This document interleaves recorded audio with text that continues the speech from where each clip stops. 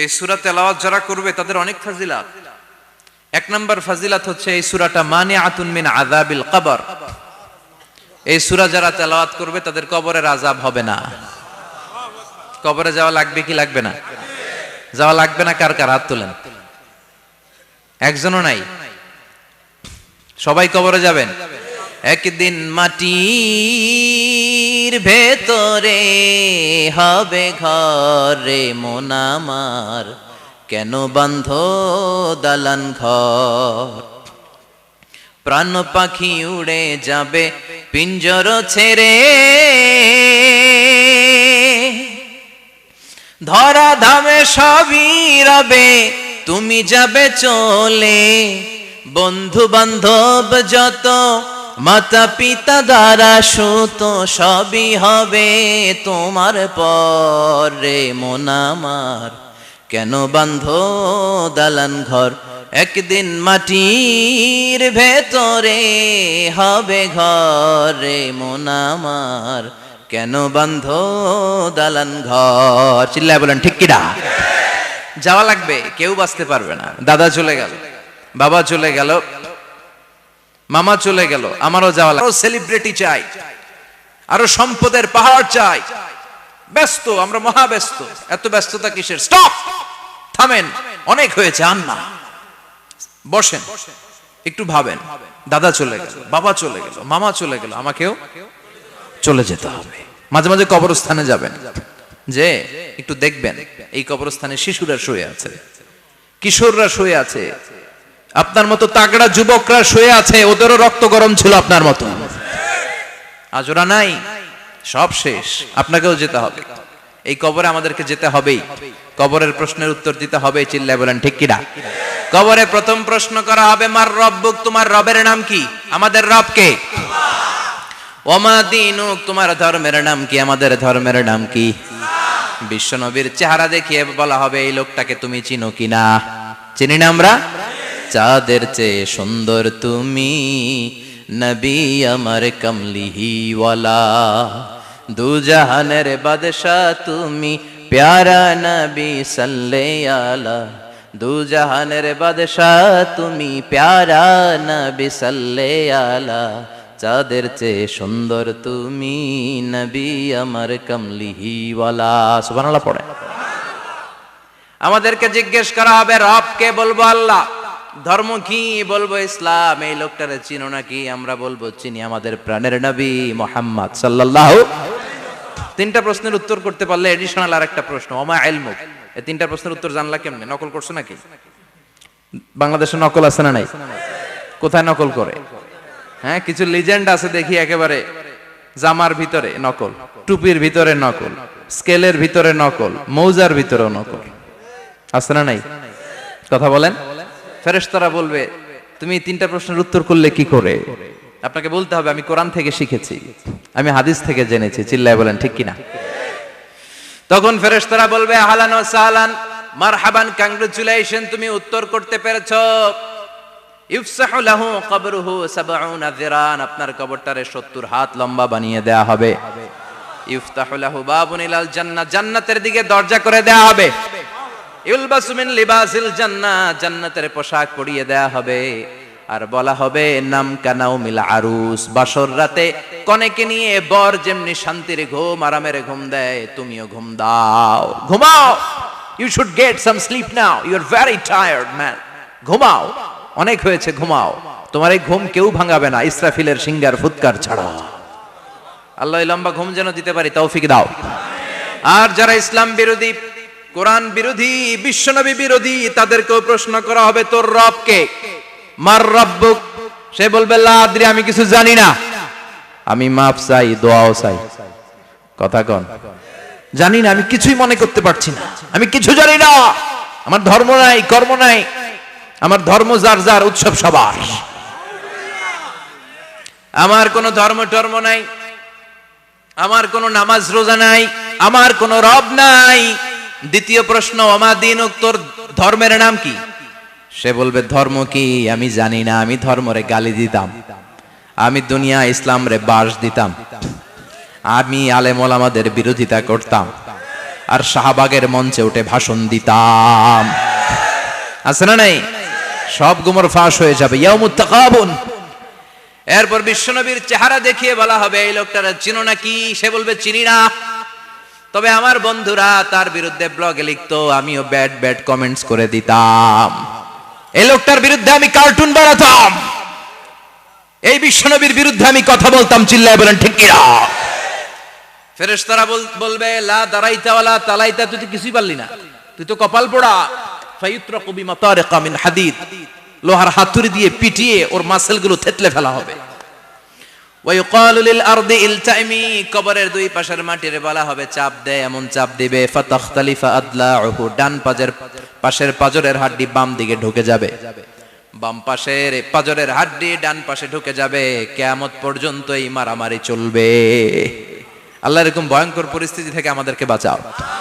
ওই কবরের আযাব থেকে বাঁচার দরকার আছে না নাই? বিশ্বনবী বললেন যে ব্যক্তি রাত্রিবেলায় সূরাতুল মুলক তেলাওয়াত করবে তার কবরের আযাব হবে না। ইন্না হাযিহি সূরাতুন আযীমা মানিআতুন মিন আযাবিল কবর, এই সূরাটা এমন সূরা, সাধারণ কোন সূরা না। এই সূরাতুল মুলক যে রাত্রিবেলায় তেলাওয়াত করবে তার কবরের আযাব থেকে তারে বাঁচিয়ে দিবে কে?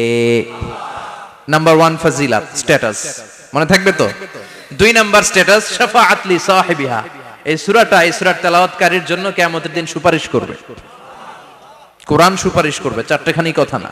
কোরআন যদি আপনার বিরুদ্ধে দাঁড়ায় আপনার জান্নাত ক্যান্সেল, আর কোরআন যদি আপনার ব্যাপারে আল্লাহর কাছে রেকমেন্ডেশন করে জান্নাত আপনার জন্য ওয়াজিব করে দিবে কে?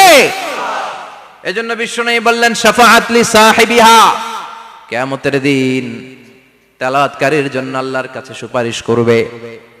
2টা গেল। 3 নাম্বার বিশ্বনবী বললেন খাসামাত আন সাহিবিহা, এই সূরাটা কিয়ামতের দিন এই সূরার তেলাওয়াতকারীর পক্ষ নিয়ে আল্লাহর সাথে ঝগড়া করা শুরু করে দিবে।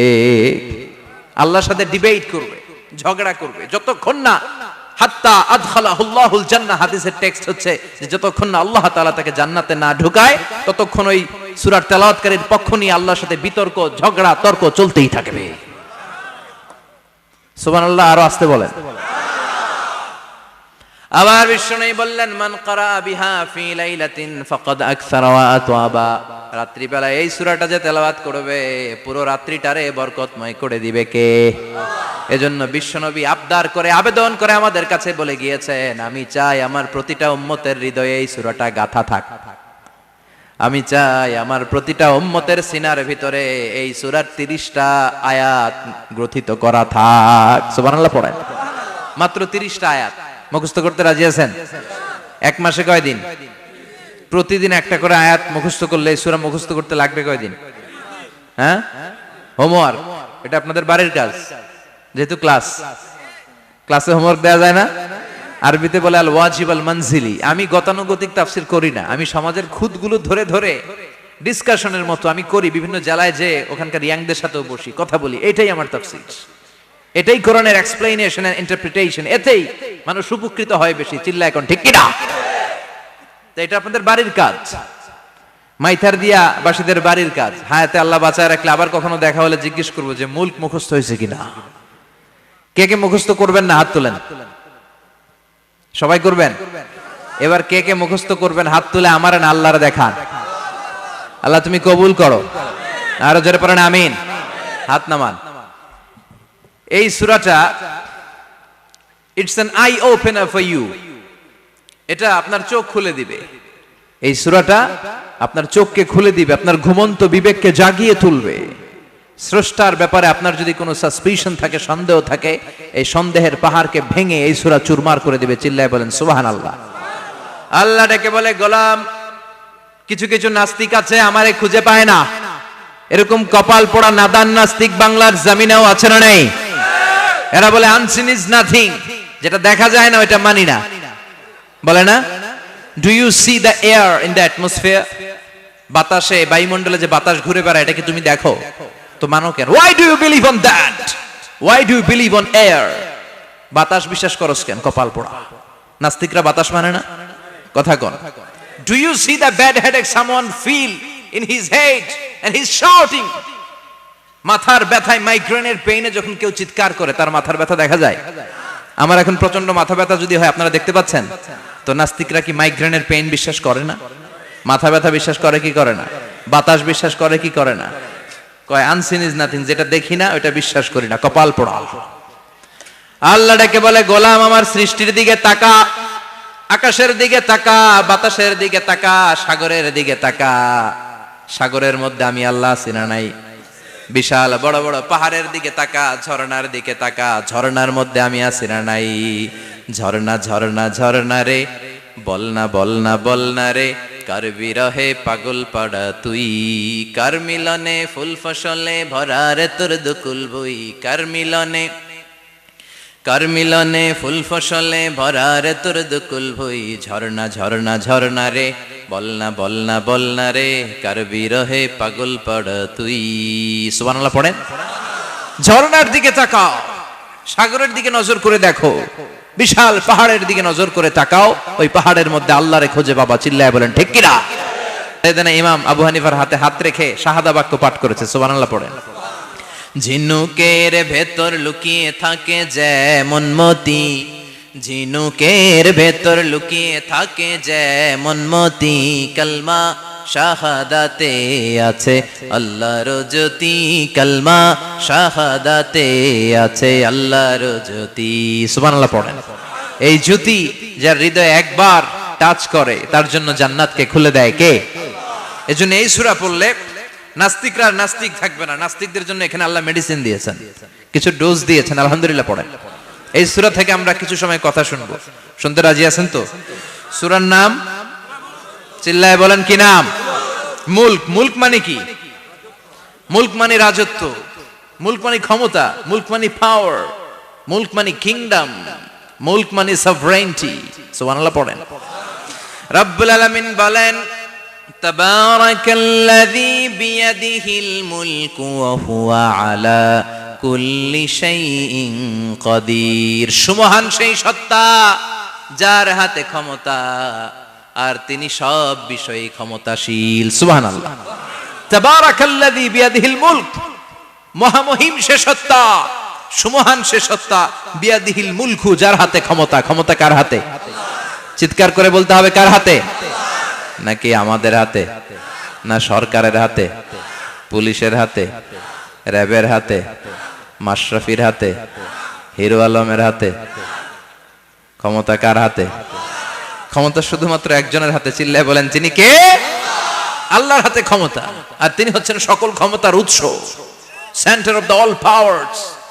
সব ক্ষমতার উৎস কে? নাকি জনগণ? আমরা কিন্তু এটাই শিখি, এদেশে আমাদেরকে রাষ্ট্রীয় ভাবে শিখানো হয়, এটা রাষ্ট্রীয় কুফরি। সকল ক্ষমতার উৎস জনগণ নয়, সকল ক্ষমতার উৎস কে? উনি ক্ষমতার উৎস, তিনি ক্ষমতাশীল, মহা ক্ষমতাধর, তার ক্ষমতার সাথে কারো তুলনা হয় না। আমাদের কি ক্ষমতা আছে? কথা বলেন। বল্লা পোকার কামড় খাইছেন? হ্যাঁ, মৌমাছি কামড়াইছে? মৌমাছি কামড়াইলে চিল্লাচিল্লি শুরু করে, তো কি ক্ষমতা আছে আপনার? বল্লা কামড় মেয়েরা দেয় দৌড়, ওটা ধরে যে মার মইটাও পারি না। কুত্তায় কামড়াইলে আমরা কুত্তারে কামড়াইতেও পারি না। কথা বলেন। আমরা নাকি ক্ষমতার মালিক। পিছন থেকে কেউ যদি বলে হুজুর সাপ, মজা করে বলছি এতই ভয় পাইছি, আসলে যদি ফাঁস করে আসতো সব দৌড়। স্লোগান দেওয়ার বেলায় লিল্লাহে তাকবীর, আল্লাহু আকবার, আমার ভাই তোমার ভাই, কাপায় ফেলামো নামায় ফেলামো। কথা বলেন। আর যদি পেছন থেকে কেউ আওয়াজ করে বলে সাপ, দৌড়। আপনারা কি দৌড় দিবেন? আমরা এদিক দিয়ে দৌড় দিব। কথা কন। চাচা আপন প্রাণ, জীবন বাঁচানোর জন্য ভয়ে পাগল। সাপ লাগবে না, বাবা ব্যাং চিনেন? মাইথার দিয়ে নাই বোধহয়, আছে আছে। কি করে? খালি লাফায়। 10টা ভাও ব্যাং যদি ছেড়ে দেওয়া হয়, স্টেজে 2টা আর বাকি 8টা এদিকে, ভাও ব্যাং আর কি লাভ দিবে? এরসে লাফালাফি শুরু করবো আমরা। কথা বলেন। আর আমরা দাবি করি আমরা ক্ষমতার উৎস। কোনো ক্ষমতা নাই। একবার ডায়রিয়া হলে 3বার টয়লেটে গেলে আর চেহারার দিকে তাকানো যায় না। কারে মাফ করে দে, আই মরে যাইও, আই হাইতান ন, আছে না নাই? তো পারবেন না কেন? আপনি না ক্ষমতার উৎস, আপনি না ক্ষমতার উৎস। আরে আপনার তো কোনোই ক্ষমতা নাই। খলিকাল ইনসানু দাঈফা, মানুষকে দুর্বল থেকে দুর্বল করে তৈরি করেছে কে? এজন্য রাব্বুল আলামিন বলেন তাবারাকাল্লাযী বিয়াদিহিল মুলকু ওয়া হুয়া আলা কুল্লি শাইইন কাদির। সুমহান সেই সত্তা যার হাতে ক্ষমতা। চিল্লায় বলেন ক্ষমতা কার হাতে? আমাদের হাতে কোনো ক্ষমতা নাই। আমরা হলাম দুর্বল। আমরা কি দুর্বলের ঘরের দুর্বল। আমরা যখন জন্মেছিলাম দুর্বল। আমার ছোট্ট একটা মেয়ে আছে, আমি অবাক হয়ে থাকি যে আমিও তাইলে ছোটবেলায় এরকম ছিলাম, না খাওয়ালে খেতে পারে না, পেশাব পায়খানা করে, ঘর নষ্ট করে, বমি করে, দাঁড়াতে পারে না, শুইতে পারে না, লালা পড়তে থাকে, ক্লিন করতে হয়, সব সময় তাকে আল্লাহর আদেশে দেহে ঢুকে, আল্লাহর আদেশে বের হয়ে যায়, ঠিক কি না? এই যে ছোট্ট বাচ্চাটার দেহের ভিতরে যে রুহু ঢুকলো, কে দিল? 120 দিনের আগে মানব শিশুর দেহের ভিতরে কিন্তু রুহের ফুৎকার হয় না। সহিহ বুখারীর বর্ণনা 40 40 40 340 কত কথা বলেন? প্রথম 40 থাকে নুতফা, তারপরের 40 হয় আলাকা, তারপরের 40 হয় মুদগা, sperm drop, blood clot and then the little flesh. ছোট্ট নাপাক পানি ছিলাম, শুক্রাণু ছিলাম আমরা। কি ছিলাম? শুক্রও ছিলাম না, শুক্রাণু, শুক্রের অণু। এক ফোঁটা শুক্রের মধ্যে 20 কোটি অণু থাকে। ওই 20 কোটির একটা ছিলাম আমি আর আপনি। সুবহানাল্লাহ বাড়িতে গিয়ে বললেন। ডিম্ব আমরা ছিলাম না, আমরা ছিলাম ডিম্বাণু। ডিম্বের এই ডিম্বাণু আর শুক্রাণু দুইটা মিলে আল্লাহ আমাদেরকে বানায় ফেললেন জাইগট, সেখান থেকে এমব্রয়ো, তারপরে আস্তে আস্তে ইনিশিয়াল স্টেজগুলো শেষে একটার পর একটা স্টেজ পার করে তিনি আমাদেরকে বানালেন আলাকা, সেখান থেকে মুদগা। আমাদের দেহের ভেতরে তিনি স্কেলিটন ভরে দিলেন, কঙ্কাল, মাথার স্কাল দিলেন, খুলি দিলেন, নাক কান গলা দিলেন, আমার রেসপিরেটরি সিস্টেম চালু করে দিলেন। কত ছোট ছিলাম আমি, ক্ষুদ্র ছিলাম আমি। ফালয়ানজুরিল ইনসানু মিম্মা খুলিকা, খুলিকা মিম্মা ইন দাফিক। মানুষের উচিত তার সৃষ্টি প্রক্রিয়ার দিকে নজর করে তাকানো। বাবার পিঠ থেকে সবেগে নির্গত হওয়া পানি দিয়ে মায়ের পেটে তোমারে ঢুকায় দিল কে? নাপাক পানি থেকে ছোট্ট ব্যাঙ্গাচির মতো ছিলাম, জোকের মতো মায়ের জরায়ুর দেয়ালে লেগেছিলাম। সেখান থেকে বড় করতে করতে আমার রেসপিরেটরি সিস্টেম, আমার হেয়ারিং সিস্টেম, আমার সব সিস্টেমগুলো তিনি আমার দেহের ভিতরে সেট করে দিল। চিল্লায় কোন সুবহানাল্লাহ। 120 দিনের সার্টেন পিরিয়ড শেষে তিনি দেহের ভিতরে রুহের ফুৎকার দিলেন। দেয়া মাত্রই আমার রুহুতে ধপ ধপ ধপ শুরু হয়ে গেছে। ওই যে ধপ ধপ শুরু হয়েছে, আজও থামে নাই। এই ধপ ধপ থামলে বাঁচবেন? দম ফুরাইলে আমরা ঠুস হয়ে যাবো, ঠিক কিনা? আয় রে মানুষ রঙিন ফানুষ, দম ফুরাইলে তবু তো ভাই কারোরই নাই একটুখানি। আয় রে মানুষ রঙিন ফানুষ, রঙিন ফানুষ, আয় রে মানুষ। সুবহানাল্লাহ বলেন। সে আল্লাহ বললেন, গোলাম, জীবন আর মরণের মাঝখানে আমি তৈরি করেছি রুহু। পৃথিবীর বিজ্ঞানীরা সব বানাতে পারে, কম্পিউটার বানাতে পারে, প্লেন বানাতে পারে, হেলিকপ্টার বানাতে পারে, রকেট বানাতে পারে, কিন্তু গোটা বিশ্বের সব বিজ্ঞানীরা মিলে কি রুহু বানাতে পারে নাকি? কথা বলেন। গত বছর সোফিয়া নামে একটা রোবট আসছিল না? কথা কন। ওটা মাথা উঁচু করে নিচু করে কথা বলতে চায়, মানুষের মতো হতে চায়। আসলে কি মানুষ? ওটার মধ্যে কি রুহু আছে? রুহু বানাইতে পারবে কেউ? এই রুহু নিয়ে যে কত গবেষণা, মুমূর্ষ রোগীদের উপর গবেষণা চালিয়েছে অনেক। বুলেট প্রুফ গ্লাসের ভিতরে মুমূর্ষ রোগীকে রেখে রেখে তারা চেক করতে চেয়েছে আমেরিকান বিজ্ঞানীরা যে রুহু কোন দিক দিয়ে বের হয়। তারা ওজন করে দেখে, মানুষ মরে গেলে কোন লাশের ওজন বেড়ে যায়, কোন লাশের ওজন কমে যায়। যেটাতে কমে গেছে 2-1 কেজি কমে যায়, তার অবাক। কি আগে ছিল 80 কেজি, এখন হইছে 78 কেজি, তার মানে 2 কেজি না, এটাই রুহু। এটাই কি? এটা হচ্ছে গবেষণার ধাপ। অনেকগুলো মডিউল তারা আনে, অনেক মুমূর্ষ রোগীকে গ্লাস ফিটিং করা, ইন্টেনসিভ কেয়ারে রেখে তারা অবজার্ভ করে, আর অক্সিজেন মাস্ক খুলে দিয়ে তারা দেখে যে লোকটা ছটফট করে কিভাবে মরে। মরার আগে ওজন মাপ ছিল 80 কেজি, মরে গেছে পরে আবার ওজন দিয়ে দেখে 78 কেজি। কমছে কয় কেজি? বিজ্ঞানে কয় পাইছি। সবাই কয় কি পাইছো? কয় রুহু। কয় কই পাইলেন? কয় আগে 80, এখন 78, 2 কেজি। রুহুর ওজন কয় কেজি? তো বিজ্ঞানীদের সিস্টেম হচ্ছে যে কোনো একটা বিষয়ের উপর গবেষণা চালালে তারা পূর্ণাঙ্গ ডিসিশনে পৌঁছতে পারে না। They couldn't jump to the final conclusion just on one module, based on one module. They cannot do it. তাদের অনেকগুলো মডিউল আনতে হয়। তারা আবার নমুনা আনলো আরেকটা। মুমূর্ষ রোগী, অক্সিজেন চেম্বার লাগানো, মাস্ক লাগানো, এটা খুলে ফেললে মরে যাবে। বুলেট প্রুফ করা গ্লাসের ভিতরে ঢুকিয়ে এটার ওজন মাপ, এটার ওজন 60 কেজি। এবার মাছ খোল, মাছ খুলছে ছটফট ছটফট করে, এটা শেষ। এবার মাপ দেখ, এবার মাইপা দেখা গেছে 63 কেজি। কয় কেজি বাড়ছে? এক একটার এক এক সিস্টেম হইতেছে, কোনোটা কমে, কোনোটা বাড়ে, কোনোটা কিচ্ছু হয় না। সবাই কয় তাইলে আপনি রুহু পাইলেন কই? আগেরটা কম ছিল, মনে করছিলেন 2 কেজি কমছে, ওইটাই রুহু, এখন 3 কেজি বাইরে গেছে, মিলাইবেন কি দিয়া? কথা কন। আল্লাহ ডেকে বলে, গোলাম কিয়ামত পর্যন্ত একটার পর একটা মুমূর্ষু রোগীকে বুলেট প্রুফ গ্লাসের ভেতরে ঢুকাতে পারবি, গবেষণা করতে পারবি, মাগার রুহু খুঁজে পাবি না। চিল্লায় বলেন ঠিক কি না? কারণ এই রুহুর মালিক কে? সে আল্লাহ বললেন, আল্লাযী খালাকাল মাউতা ওয়াল হায়াতা লিয়াবলুয়াকুম আইয়ুকুম আহসানু আমালা। জীবন আর মৃত্যু বানালাম তোমাদেরকে পরীক্ষা করার জন্য। পরীক্ষা আছে না নাই? গোটা দুনিয়াটাই পরীক্ষা। আল্লাহ যারে পছন্দ করে বেশি তার পরীক্ষাও। আসাদুন নাসি বালাআন আল আম্বিয়া। এই পৃথিবীতে আল্লাহ সবচেয়ে বেশি বালা মুসিবত দিয়ে পরীক্ষা করেছেন নবীদের। কারণ নবীরা আল্লাহর কাছে কম প্রিয় না বেশি প্রিয়? যেহেতু প্রিয় বেশি, পরীক্ষাও। এজন্য মুমিনের উপর যদি পরীক্ষা আসে, মুমিনের উপর যদি অত্যাচার আসে, মুমিনের উপর যদি ধৈর্যের পরীক্ষা আসে, জেল জরিমানা আসে, মুমিন ওইটারে ভয় পায় না। মুমিন ভয় পায় একজনকে। চিল্লায় বলেন তিনি কে? কারণ আল্লাহর ঘোষণা, ওয়ালা তাহিনু ওয়ালা তাহজানু। ঘোষণাটা কার? ভয় নাই, তোদের চিন্তা নাই।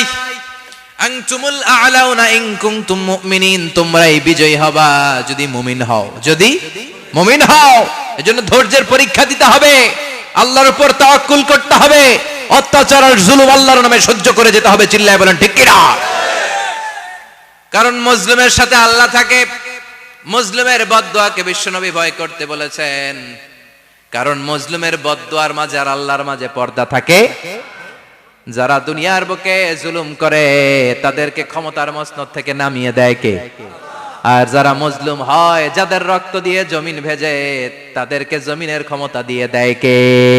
আর যারা রক্ত ঝরায়, ইতিহাস বলে তারা শেষ পর্যন্ত প্রাণ আর জান নিয়ে পালাবার জায়গাটা পায় না। চিল্লায় বলেন ঠিক কি না? এজন্য মুমিন খুব ভালো করে জানে, রাত্রি যত গভীর হয়, সুবহে সাদিকের সময় কাছে আসতে থাকে। গর্ভবতী নারীর পেটের জ্বালা যন্ত্রণা, ব্যথার পেইন যত বাড়ে, নতুন মেহমান আগমনের সময় কাছে আসতে থাকে। তেমনি ইসলামের পক্ষের শক্তির উপর যদি অত্যাচার, অনাচার, স্টিম রোলার বেড়ে যায়, এটা প্রমাণ করে ইসলামের বিজয়ের সময় কাছে আসতে শুরু করেছে। চিল্লায় বলো ঠিক কি না?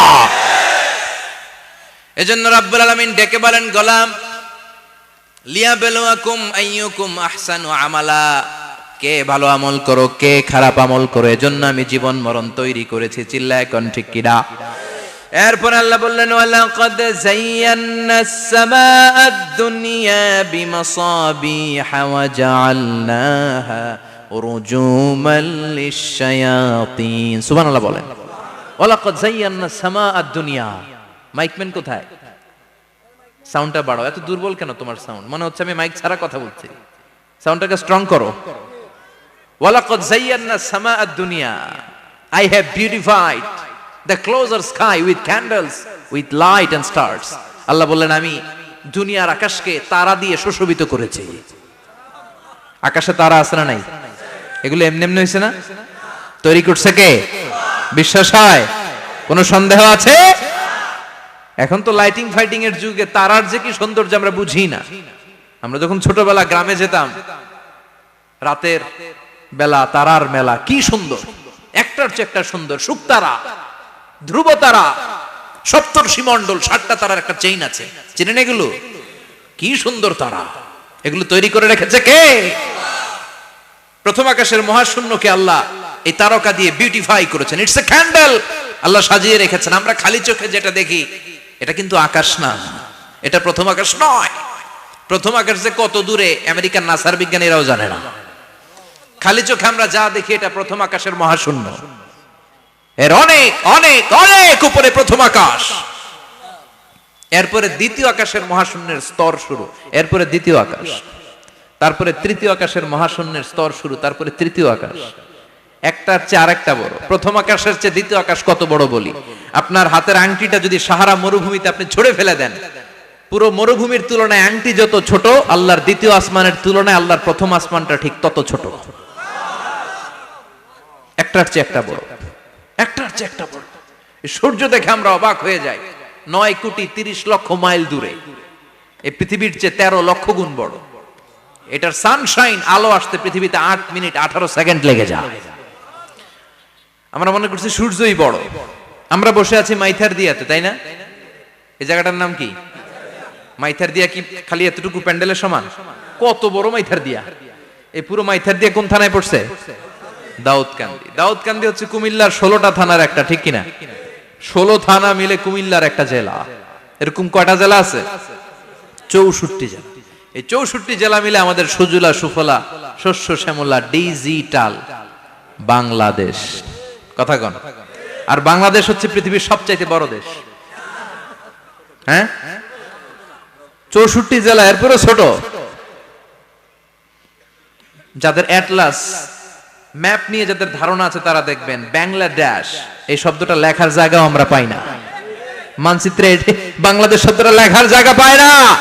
বিআরএ উঠে যায় ইন্ডিয়ার উপর, আর ডিএসএইচ উঠে যায় আবার ইন্ডিয়ার উপর। মাঝখানের দুইটা অক্ষর বাংলাদেশের উপরে পড়ে। চিল্লায় বলেন ঠিক কিনা? কত ছোট দেশ। পাশের ইন্ডিয়া 20-25 গুণ বড়। ইউরোপ আমেরিকার অনেক দেশ আছে, আমেরিকায় বাংলাদেশের চেয়ে শতগুণ বড়। কানাডা কয়েকশো গুণ বড়। রাশিয়া কয়েকশো গুণ বড়।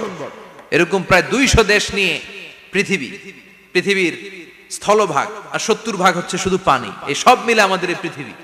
আর এত বড় পৃথিবীর চেয়েও নাকি সূর্য 13 লক্ষ গুণ বড়। তার মানে সূর্যই বড় না, সূর্যের চেয়ে অনেক বড় তারা আছে। সূর্যের পরে পৃথিবীর সবচেয়ে কাছের যে তারা বা স্টার, ওটার নাম হচ্ছে প্রক্সিমা সেন্ট্রাই। নাম কি? প্রক্সিমা সেন্ট্রাই। এরপরে আলফা সেন্ট্রাই এ, আলফা সেন্ট্রাই বি, ইটা ক্যারিনা, বেটেলজিউস, এরকম একটার পর একটা তারা। যেই সূর্য পৃথিবীর চেয়ে 13 লক্ষ গুণ বড়, বেটেলজিউস নামে একটা তারা আছে, ওটা সূর্যের চেয়ে 33 কোটি গুণ বড়। তার মানে কি বেটেলজিউসই সবচেয়ে বড় না? ছোট্ট একটা তারা। এই বেটেলজিউসকে খেয়ে ফেলাইতে পারে এরকম 1000 কোটি গুণ বড় সাইজের তারা আছে না নাই? এরকম কয়েক বিলিয়ন তারা নিয়ে আমাদের গ্যালাক্সি গঠিত। আমাদের গ্যালাক্সি, এটার নাম মিল্কি ওয়ে। এটার নাম কি? আমাদের গ্যালাক্সি। এই গ্যালাক্সিতে আমাদের অবস্থান। এরকম কত হাজার কোটি গ্যালাক্সি আছে আমেরিকার নাসার বিজ্ঞানীরাও জানে না। আমাদের গ্যালাক্সির সবচেয়ে কাছের যে গ্যালাক্সি, ওই গ্যালাক্সিটার নাম হচ্ছে অ্যান্ড্রোমেডা। কি নাম? অ্যান্ড্রোমেডা। আমাদের গ্যালাক্সি থেকে কেউ যদি কাছের গ্যালাক্সি অ্যান্ড্রোমেডাতে যেতে চায়, তার 2.5 মিলিয়ন লাইট ইয়ার্স সময় লেগে যাবে। কথাটা কঠিন হয়ে গেছে, আমি ভেঙে বলি, তারপরে সুবহানাল্লাহ কইেন। আমাদের গ্যালাক্সির নাম মিল্কি ওয়ে। মিল্কি ওয়ে থেকে যদি কেউ অ্যান্ড্রোমেডাতে যেতে যায়, কত সময় লাগবে? 2.5 million light year. Light year মানে আলোকবর্ষ। আলোর গতিতে যদি ছোটা যায়, 2.5 মিলিয়ন মানে হচ্ছে প্রায় 25 লক্ষ। তাহলে পৃথিবীতে সবচেয়ে দ্রুতগামী যে বিষয়টা আবিষ্কৃত হয়েছে সেটা হচ্ছে আলো। এই যে লাইট মারলে যে ছুটে, এই লাইট প্রতি সেকেন্ডে 1,86,000 মাইল বেগে ছুটতে পারে। 1 মিনিটে না, 1 ঘন্টা না, 1 মিনিটে না, 1 সেকেন্ডে আলো চলে যায় কয় mile? 1,86,000। Could you imagine that? আপনি কল্পনা করতে পারেন? হয়তো মাথা নাড়াইতেছেন। এটা কি কল্পনা করা যাবে? আমার তো তার ছিঁড়ে যাচ্ছে। 1 সেকেন্ডে নাকি আলো ছুটে 1,86,000 মাইল বেগে। 1 সেকেন্ড শব্দ কইতে তো 2 সেকেন্ড লাগে। কথা কোন? এর মধ্যে আলো চলে গেছে 1,86,000 মাইল। তো কোন রকেট যদি আপনি পান, যে রকেট দিয়ে সেকেন্ডে 1,86,000 মাইল বেগে রকেটটা ছুটবে প্রতি সেকেন্ডে, খেয়াল করেন, ঘন্টায় না, মিনিটে না, কিসে? সেকেন্ডে। যে রকেটটা সেকেন্ডে 1,86,000 মাইল বেগে ছুটবে, ওই রকেটটা দিয়ে আমাদের গ্যালাক্সি থেকে আমাদের পাশের গ্যালাক্সি অ্যান্ড্রোমেডাতে পৌঁছতে আপনার 25 লক্ষ বছর লেগে যাবে। সুবহানাল্লাহ বাড়িতে গিয়ে বললেন। এরকম বিশাল বিশাল তারা দিয়ে আমাদের আকাশটারে বিউটিফাই করেছে কে? এজন্য আল্লাহ বললেন, ওয়ালাকাদ যায়্যানাস সামাআদ দুনিয়া বিমাসাবিহা ওয়া জাআলনাহা রুজুমান লিশ-শায়াতিন। আমি এই দুনিয়ার আকাশটারে সুন্দর সুন্দর তারকারাজি লাইটের মতো সেটিং করে সুশোভিত করেছি। আবার এই তারকা দিয়ে আমি শয়তানদেরকে প্রহারও করেছি। সুবহানাল্লাহ। শয়তানদেরকে আল্লাহ তারা মেরে আঘাত করে। সুবহানাল্লাহ বলেন।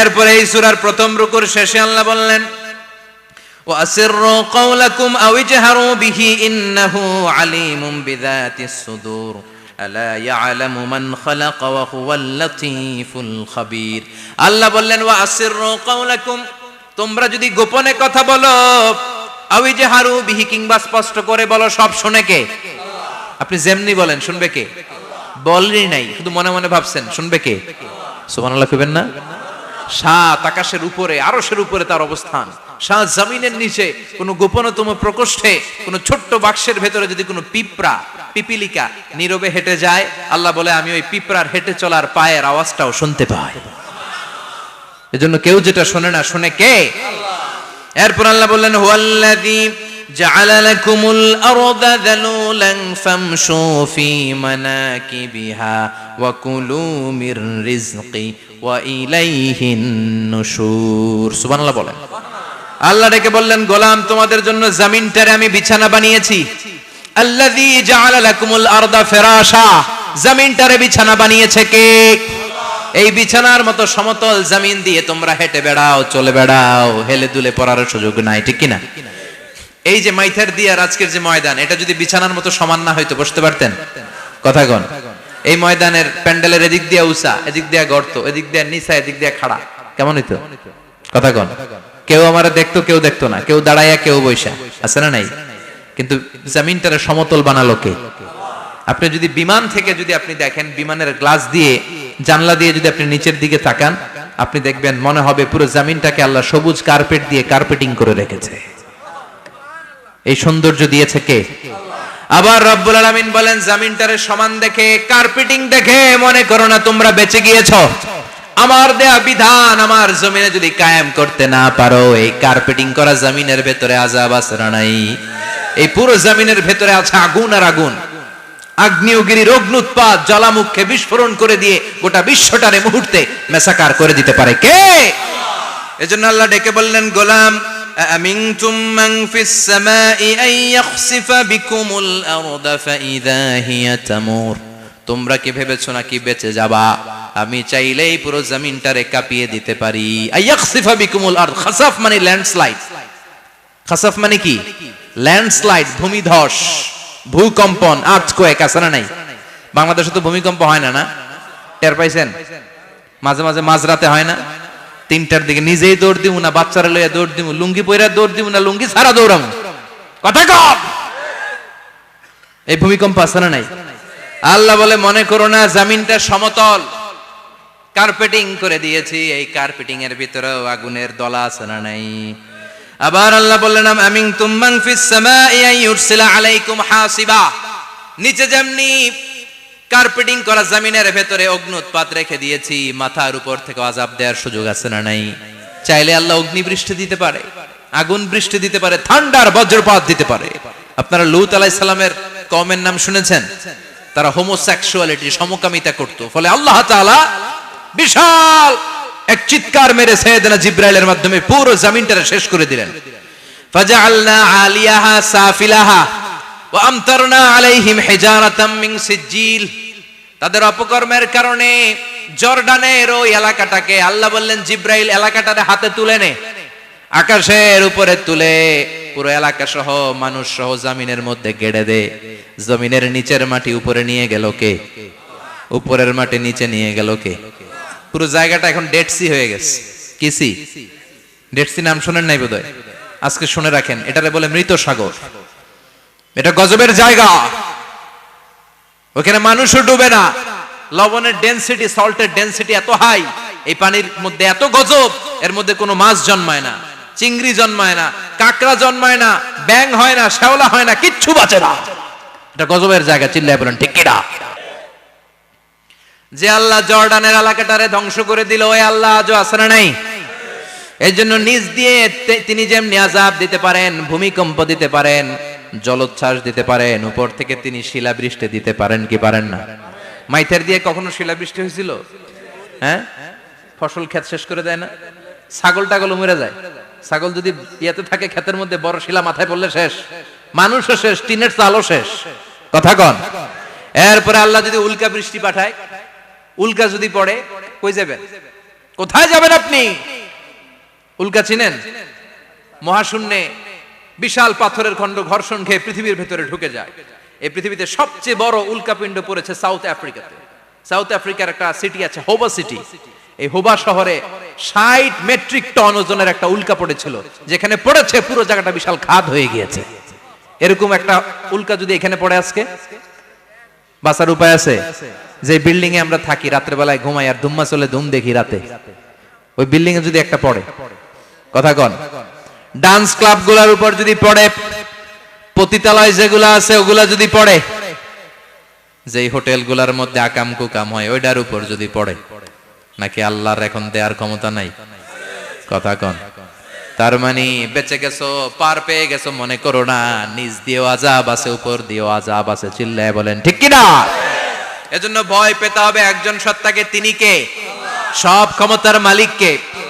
এরপর আল্লাহ বললেন আওয়ালাম ইয়ারাউ ইলা আত-তায়রি ফাওকাহুম সাফাতিন ওয়া ইয়াকবিদনা মা ইউমসিকুহুন্না ইল্লার রাহমান ইন্নাহু বিকুল্লি শাইইন বাসীর। সুবহানাল্লাহ বলেন। আল্লাহ বলেন তোরা নাস্তিক হস কেমন করে? মানুষ নাস্তিক হয় কেমন করে? মানুষ কি মুক্ত বিহঙ্গের দিকে নজর করে তাকায় না? আকাশে মুক্ত বিহঙ্গ নাই? বিহঙ্গ বুঝছেন তো? পাখি। পাখির কথা কোরআনে বললো কে? সুবহানাল্লাহ কইবেন না? ওয়া আরসালা আলাইহিম তায়রান আবাবিল, আবার কাবা ভাঙতে এলে পাঠাওয়া বাবিল, দাও খোদা দাও আমায় আবার উমর দরজ দিল, দাও খোদা দাও আমায় আবার উমর দরজ দিল। সুবহানাল্লাহ পড়েন। এই যে আল্লাহ বললেন ওয়া আরসালা আলাইহিম, তারপর তায়রান আবাবিল, তায়ের মানে পাখি, তায়ের মানে কি? আবার জান্নাতে যারা যাবে তাদেরকে পাখির ভুনা গোশত খাওয়াবে কে? জান্নাতে যাওয়ার সাথে সাথে প্রথমে আল্লাহ আপনাদেরকে মেহমানদারি করবে মাছের কলিজা দিয়ে। খাইবেন? মাছের কলিজার কথা শুনে জিহ্বায় পানি আসছে নাকি? আউয়ালু তুআমিন ইয়াকুলুহু আহলুল জান্নাতি ফাজিয়াদাতু কাবিদিল হুত। প্রথমে মাছের কলিজা, এরপরে পাখির ভুনা গোশত। তার মানে পাখির কথা কোরআনে আছে না নাই? আবার সাইয়েদনা সুলাইমান আলাইহিস সালামের একটা পাখি ছিল, ওইটার নাম কি ছিল? হুদহুদ পাখি। মাথার উপর দিয়ে চলতো, আর ওইটার চোখে জুমিং পাওয়ার আল্লাহ এত বেশি দিয়েছিল, এটা জমিনে নজর করলে বুঝতে পারতো কয় হাজার ফিট নিচে পানি আছে, পানিটা মিষ্টি না লবণাক্ত না কেমন, দেখে দেখে মুহূর্তের মধ্যে সাইয়েদনা সুলাইমানের কাছে সব তথ্য সরবরাহ করে দিত। কোন সুবহানাল্লাহ। এজন্য আল্লাহ বললেন নাস্তিক গুলো কি পাখির দিকে তাকায় না? এই পাখির দিকে তাকালে পাখির রব আল্লাহরে খুঁজে পাওয়া যায়। পাখির দিকে তাকালে, মুক্ত বিহঙ্গের দিকে তাকালে কেমন করে পাখিগুলো উড়ে যায়। এই পাখিগুলো আকাশে ধরে রাখে কে? মা ইউমসিকুহুন্না ইল্লার রহমান। ওই রহমান ছাড়া কেউ পাখিগুলোর শূন্যে ধরে রাখতে পারে না। কত শত আয়াতে যে আল্লাহ পাখির কথা বলেছেন হিসাব নাই, কত ধরনের পাখি যে আল্লাহ বানিয়েছেন কোনো হিসাব নাই। আপনারা ঘরে জিওগ্রাফিক্যাল চ্যানেলগুলো দেখেন? হ্যাঁ না জি বাংলা দেখেন? স্টার জলসা, কিরণমালা, কি দেখেন? জিওগ্রাফিক্যাল চ্যানেল দেখবেন। ওখানে দেখবেন একটা পাখি আল্লাহ তৈরি করেছে, পৃথিবীর সবচেয়ে ছোট পাখি, নাম হলো হামিং বার্ড। কি নাম? The smallest bird ever in the world. সবচেয়ে ছোট, এটা প্রাপ্তবয়স্কে 3 থেকে 5 ইঞ্চি লম্বা হয়। এটার পূর্ণ যৌবন এটা লম্বা কতদূর? 3 থেকে 5 ইঞ্চি। এটা প্রতি সেকেন্ডে ডানা ঝাপটাতে পারে 80 বার। কয়বার? আমাদের ডানা আছে না 2টা, আপনি আপনার ডানা 1 সেকেন্ডে কয়বার ঝাপটাতে পারবেন? হ্যাঁ আমি ঝাপটাইলাম, কয়টা হয়েছে 1 সেকেন্ডে? হ্যাঁ 3টা 4টা ঝাপটা দিতেই আমার সেকেন্ড শেষ। কিন্তু এই পাখিটা প্রতি সেকেন্ডে তার 2 পাখা ঝাপটায় কয়বার? পৃথিবীর সব পাখি সামনে ওড়ে, তো এই পাখি সামনে যেমনি ওড়ে, এট দ্য সেম টাইম এই পাখি পিছনের দিকে উঠতে পারে। সুবহানাল্লাহ। বাড়িতে যায় বললেন। ইউরোপের আল্পস পর্বতমালায় গুগল করবেন যে আজকে গুগলে লিখবেন যে আলপিন সুইফট একটা পাখি আছে। এই পাখিটা একবার যখন শূন্যে উড়াল দেয়, উড়ন্ত অবস্থায় এটা আকাশে 6 মাস থাকতে পারে। আকাশের মেঘের আপ থেকে পানি খায়, শূন্যে ভেসে বেড়ানো পোকামাকড় ধরে খেয়ে বেঁচে থাকে। 6 মাস পর একবার জমিনে ল্যান্ড করে, নামে কয়েকদিন থেকে আবার উড়াল মারে, আবার উড়াল মারলে আবার 6 মাস। আলপিন সুইফট। আরেকটা পাখি আছে, অদ্ভুত পাখি, নাম হোমা বার্ড। এই হোমা বার্ড উড়ন্ত অবস্থায় ডিম পেড়ে দেয়, আর ওই ডিমটা জমিনে পড়ার আগেই মাঝখানে ডিম ফেটে বাচ্চা বেরোয়, বাচ্চা উঠতে শুরু করে দেয়। এই পাখিগুলোর কথা কোরআনে আছে না নাই? এজন্য আল্লাহ বললেন আওয়ালাম ইয়ারাউ ইলাত তাইরি ফাওকাহুম সাফাতিন ওয়া ইয়াকবিদনা মা ইউমসিকুহুন্না ইল্লার রাহমান ইন্নাহু বিকুল্লি শাইইন বাসীর। আল্লাহ বললেন নাস্তিকগুলো কি পাখির দিকে নজর করে তাকায় না? পাখির দিকে নজর করে যদি তাকায় তখন পাখির রব আল্লাহরে খুঁজে পাবে। চিল্লায় বলেন ঠিক কিনা? পাখিকে আরবিতে বললে তয়ের। সবাই বলেন পাখির আরবি কি? বিমানের আরবিও তয়ের। পাখি আরবি যা, বিমান আরবিও। এই পাখি নিয়ে গবেষণা করে বিমান বানাইছে। সুবহানাল্লাহ কইবেন না? আমরা বানাই নাই, আমরা তো খোঁচাখুচিতে ব্যস্ত, আমরা আছি ফতুয়া নিয়ে ব্যস্ত। তুই 20 কারণে কাফের, তোর চাচা 90 কারণে কাফের। তোর চাচা মরলে যেই জায়গায় কবর দেয়া হবে ওই কবরের মাটির উপরে যে ঘাস উঠবে, ওই ঘাস যে গরু খাবে, ওই গরুর দুধ যে খাবে ও কাফের। আছে না নাই? খালি কাফের ফতুয়া দেয় ব্যস্ত। আমরা ফতুয়া নিয়ে রইলাম আর ওরা সব আবিষ্কার করে ফেললো। উইলবার রাইট আর অরভিল রাইট, এই দুই ভাই 1903 সালে এই বিমান আবিষ্কার করেছে এই আয়াতের উপর গবেষণা করে। আওয়ালাম ইয়ারাউ ইলাত তাইর, ওরা কি পাখি নিয়ে ভাবে না? আমাদের তো ভাবার সময় নাই, আমরা আছি মদ নিয়ে আর নারী নিয়ে আর জুয়াবাজি নিয়ে। চিল্লায় বলেন ঠিক কিনা?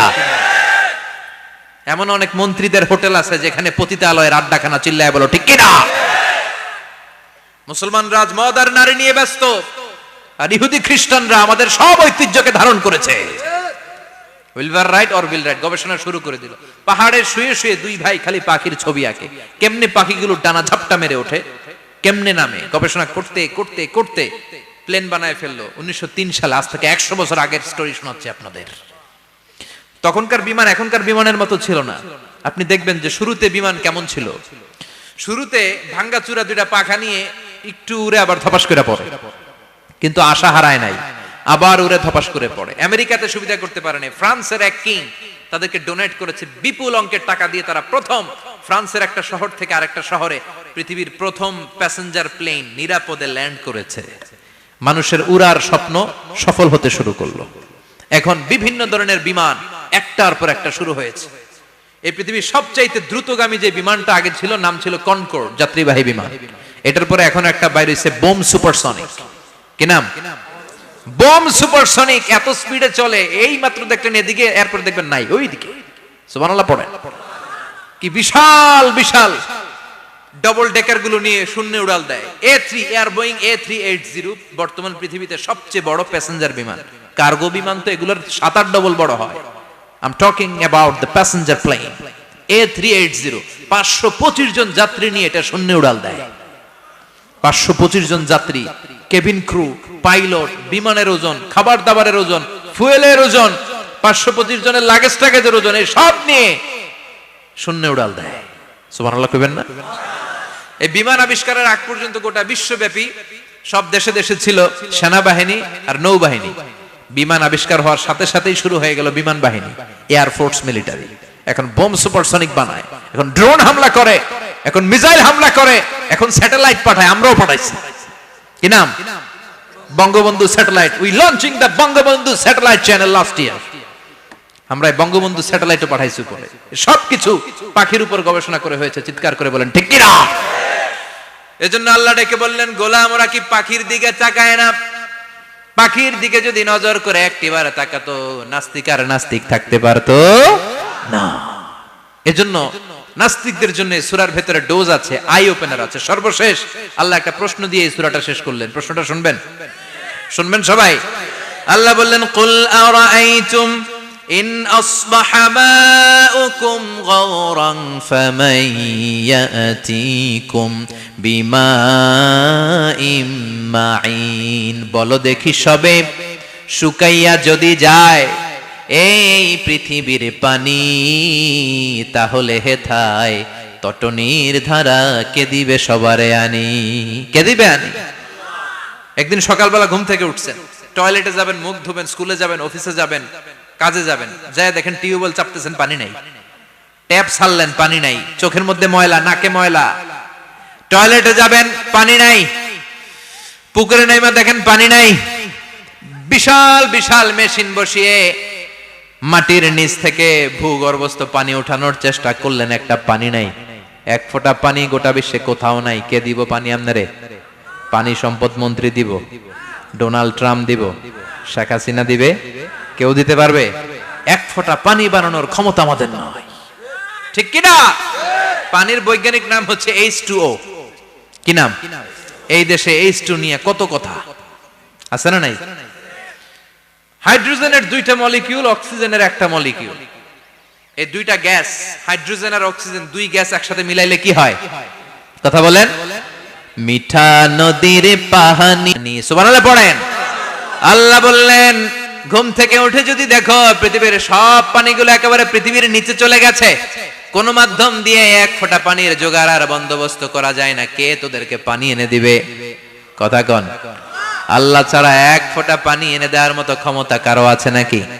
আবার পানি থেকে পৃথিবীর সব কিছুরে বানালো কে? ওয়াজআলনা মিনাল মাই কুল্লা শাইইন হাই আফালা ইউমিনুন। আল্লাহ বললেন পানি থেকে গোটা বিশ্বের সব আমি বানালাম, সব জীবিত জিনিস তৈরি হয়েছে পানি থেকে। এটা কোরআনের কথা, কার কথা? আর ১৫০০ বছর পর বিজ্ঞানীরা এখন বলছে পানি থেকেই সব প্রাণ এসেছে। সুবহানাল্লাহ পড়েন। বিজ্ঞানীদের রিসার্চে এসেছে পৃথিবীর সর্বপ্রথম যে প্রাণীটার উৎপত্তি, এটার নাম নাকি অ্যামিবা। কি নাম? It's a very small unicellular organism in the world. এককোষী শৈবাল অ্যামিবা এসেছে পানি থেকে, ওদের কথা। তারপরে এসেছে জুপ্লাঙ্কটন, ফাইটোপ্লাঙ্কটন, ব্যাকটেরিয়া প্লাঙ্কটন, একটার পর একটা ডেভেলপ করেছে, সব এসেছে পানি থেকে। পানি নাই তো কিচ্ছু নাই। পানি হচ্ছে প্রাণের ব্লুপ্রিন্ট। চিল্লায় বলেন ঠিক কিনা? পানির মধ্যে সব প্রাণের অস্তিত্ব রেখে দিয়েছে কে? আবার ফলের মধ্যে আল্লাহ পানি দিয়ে বললেন আন্না সাবাবনাল মাআ সাব্বা। যেখানে যতটুকু পানির দরকার, রসের দরকার, সব রস দিল কে? ক্ষীরার ভিতরে পানি আছে না নাই? কলার ভিতরে, আপেলের ভিতরে, তরমুজ, তরমুজ তো পুরাই পানি। কথা কন। ডাবের ভিতরে কে দিল? নাকি আমনে বানাইছেন? কেউ বানাতে পারে? এই পানিগুলো দিল কে? আবার আল্লাহ বললেন মারাজাল বাহরাইনি ইয়ালতাকিয়ানি বাইনাহুমা বারযাখুল লা ইয়াবগিয়ান ফাবিআইয়ি আলাই রাব্বিকুমা তুকাযযিবান। দুই দিকে সাগর বয়ে যায়, একদিকে এলো না পানি, একদিকে মিঠা পানি, একসাথে সাগরটা বয়ে যায়, কিন্তু মাঝখানে এমন ব্লকেজ, একটার পানি আর একটার সাথে মিশে না, আটকায় রাখলো কে? দেখছেন আপনারা কোথাও এটা? কই দেখছিলেন? গোয়ালন্দ, বুড়িগঙ্গার এখানে একসাথে পানি বয়ে যায়, এই জায়গায় পানি এই জায়গায় পানি মিলে না, মিশে না। দাউদকান্দির এখানেও আছে, মিশে না। এর কারণ এই পাশের পানি, এটা ডেনসিটি হাই, বেশি ঘন, এটা ডেনসিটি লো, এটা পাতলা, এটা টেম্পারেচার হাই, এটা টেম্পারেচার কম, এটা লবণ বেশি, এটা লবণ কম, দুইটা দুই পানি একসাথে বয়ে যায়, একটার সাথে আরেকটা মিশে না। এই কারিগরটা কে? চিল্লায় বলতে হবে কে? সেজন্য আল্লাহ বললেন গোলাম পানি দিয়ে আমি বানালাম, পানি ছাড়া বাঁচবি না, এজন্য সব জায়গায় পানির ব্যবস্থা করে দিয়েছে কে? আবার বেশি পানি হলেও মরার ব্যবস্থা আছে না নাই? সাইয়েদনা নূহ আলাইহিস সালামের কওমকে বন্যা দিয়ে ধ্বংস করেছে কে? এজন্য পানি চাইবো কার কাছে? কথা কন। আল্লাহ মেঘ দে পানি দে ছায়া দে রে তুই, আল্লাহ মেঘ দে। সবাই পড়েন না? আল্লাহ মেঘ দে পানি দে ছায়া দে রে তুই, আল্লাহ মেঘ দে। দেয়ার মালিক একজন, তিনি কে? চাইতে হবে কার কাছে? সব ক্ষমতার মালিক কে? নাকি আমরা? আমরা ক্ষমতার মালিক। আর জীবনে কোনোদিন বলবেন মানুষ সকল ক্ষমতার উৎস, এই কথা কোনোদিন বলা যাবে? সকল ক্ষমতার একচ্ছত্র নিরঙ্কুশ মালিকানা একজনের, চিৎকার করে বলতে হবে তিনি কে? বিপদে আপদে সবসময় আমরা তার কাছে চাইবো, তার কাছে ফিরবো। আল্লাহ আমাদের সবাইকে কথাগুলো বুঝার ও আমল করার তৌফিক দান করুন। আরো জোরে পড়েন আমিন। দোয়া করে দিব। যতগুলো কথা বললাম কোরআন সুন্নাহর আলোকে বলেছি, বানিয়ে কিছু বলি নাই। তারপরেও আমার মনের অজান্তে কোনো মিস ইনফরমেশন যদি আমার মুখ ফসকে বেরিয়ে যায়, সেগুলো যেন আল্লাহ তাআলা আপনাদের স্মৃতিপট থেকে মুছে দেয়। পড়েন আমিন। সত্য সুন্দর হকের পক্ষে যা বললাম তার সব যেন আল্লাহ আমাদের সবাইকে আমলের তৌফিক দান করে। আমরা পড়ি আমিন, আল্লাহুম্মা আমিন। ইয়া রাব্বি লাকাল হামদু কামা ইয়ানবাগি লিজালালি ওয়াজহিকা ওয়া আযীমি সুলতানিক, লাকাল হামদু বিল ঈমান, লাকাল হামদু বিল ইসলাম, লাকাল হামদু বিল কুরআন। اللهم اجعل حزاننا وذهاب همومنا وغمومنا واجعله شفيعنا يوم الحساب وارزقنا تلاوته آناء الليل وأطراف النهار. ربنا ظلمنا أنفسنا وإن لم تغفر لنا وترحمنا لنكونن من الخاسرين. ربنا آتنا في الدنيا حسنة وفي الآخرة حسنة وقنا عذاب النار. اللهم إنك عفو كريم تحب العفو فاعف عنا. اللهم إنك عفو كريم تحب العفو فاعف عنا. اللهم ارزقنا حسن الخواتيم. اللهم ارزقنا حسن الخواتيم. اللهم أعنا على ذكرك وشكرك وحسن عبادتك. اللهم إنا نسألك الهدى والتقى والعفاف والغنى. اللهم حبب إلينا الإيمان وزينه في قلوبنا وكره إلينا الكفر والفسوق والعصيان وجعلنا من الراشدين. اللهم ارزقنا شهادة في سبيلك والموت في بلد رسولك. وصلى الله تعالى على خير خلق